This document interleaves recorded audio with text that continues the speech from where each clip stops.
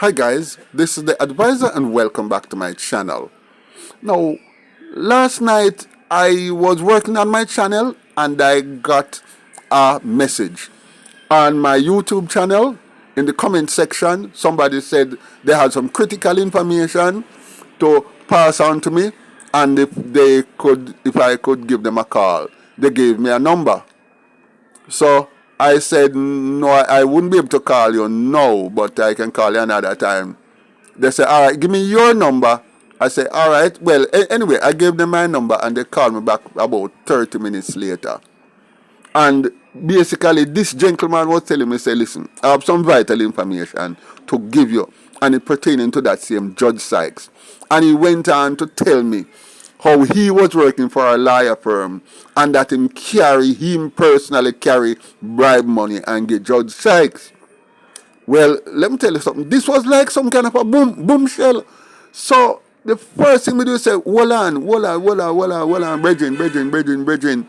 Me can't just take this information like so, because I don't know who you are, and I can't just take this as you say to put on my channel. I can listen to you, but I can't put something like this from an unknown person.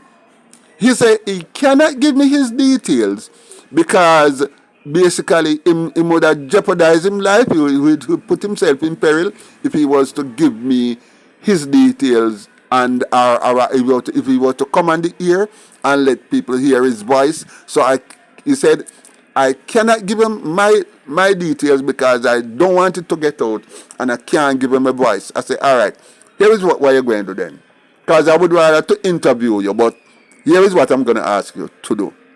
Just give me in your own words what happened. Send it to me in your own voice. But before that, I said to him, you have any form of ID, any kind of proof to show me that you used to work for this firm? The firm you say was involved in some kind of bribery and chicanery business. The firm you was working for that gave you access to the things you say, to the information you're giving me now. And he said, yes, he have him old ID. As a matter of fact, he had two IDs. One, two which had since expired. The one followed the other. And I asked him to take a picture of those IDs and send them to me via email. And I gave him my email address. And he sent me the two IDs, and so I could see. And I said, send me a copy of your driver's license. Well, he was reluctant to do it, but he eventually sent me a copy of his foreign driver's license. And him say, yes, this is me, and this is the information I'm going to give you. The man begged me wholeheartedly. Him said, do not give out my information. I said, all right, I won't. But, and of course, I would. So he then said, so I told him, instructed him, said, listen, just record what you need to say to me. I will not just do a recording on your phone and send the recording to me. What I will do, I will edit it. I will take out anything that is critical that can lead back to you, and I will change your voice and I will put it out there for my listeners. So all you have to do is to get these details to me and basically just tell me a story of the chicken business that you says you witnessed and was a part of, and I will see that it gets published if I think it is worth it. Within half an hour, his thing came through, and I listened to it, and I changed up his voice, and I am hereby putting it out. I don't think this man is making up things, because he gave me the address of Judge Sykes' residence, and I checked. I did some snooping on the internet, and I have reasons to believe that it is correct by looking at certain bills from hacking to certain places and get information. So I know this man is genuine. So before going any further, I just wanted to listen to the man's story and tell me what you make of it.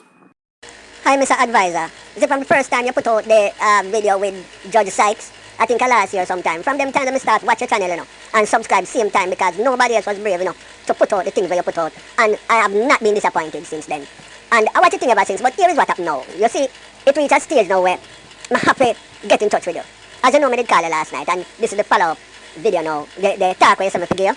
Alright, let me tell you something. Man, you see what prompt me to really come on the ear now and talk to you? Is that you see the last video where you put out with Judge Sykes? I saw me need to come and tell you, because let me tell you, as I tell you last night when I talked to you, you see Judge, you see a lot of chickeny business going in the lawyer field and in the everything to do with them lawyer and them judges and them prosecutors. For example, you see, right now, me do some things when I regret in my life. Luckily, I live overseas now, and if me never live overseas now, permanently, I couldn't tell you what me I tell you now. I couldn't tell you. But let me tell you, I used to work for a big firm on Duke Street, big lawyer firm. And this firm, let me tell you something.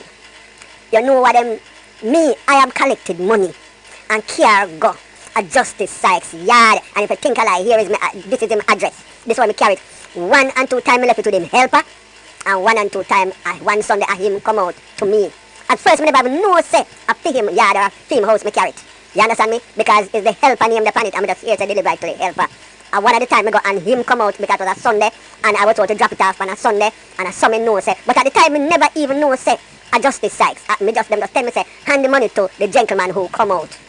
Because in all my time, that man is so much in chamber, I never had no contact with him personally. Advisor, I pick up money from people. I pick up money from constituency office. I pick up money from little drug den. Me pick up money from Dan, from notorious gunman. And carry it go up places. Me go deliver money to one speaker of the house in the Jamaican parliament. Pick it up straight from the Dan and take it straight to parliament. And meet a certain individual behind chambers and hand it over. I can tell you, some years ago I won't say the name of that speaker of the house. I'm just telling you, more than one politician is involved on both sides of the house. More time when the bad man them bring in them money, the bribe money, which is separate from the liar fee, them bring it in. But let me tell you something. You see with them you see with these liars, them don't take debit and cash transfer. Them don't do that because them don't want nothing that can be traced. Them don't want, so them only take cash, raw cash. And them don't put those money in the bank. So you cannot figure it out. Let me tell you something, me know. Because me go inside the house of one and him put it in an iron chest. Them have safe where them keep stacks of money, the bribe money, because they cannot take it to the bank. Only them salary goes in the account and money that they can strictly account for. So if you audit them, you can't find anything on them. More time, when I just go in the firm, I was riding a bike, a little old bike. And within 18 months, it's a car them give me to drive a company vehicle to go around in. Certain times when I'm going to collect money from certain type of people, I cannot wear a uniform shirt. I have to take off that and put on an ordinary polo shirt and drive a vehicle where don't have on the firm name on it.